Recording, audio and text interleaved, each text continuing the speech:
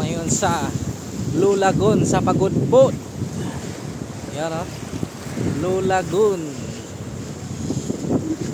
Beach. So maganda po dito pag summer ngayon kasi mainit.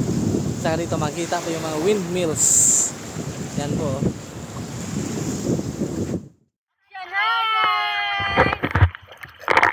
Blue Lagoon. Napakaganda po ng buhangin dito. May sounds ba yan? Wala. Ano lang? Wala, no?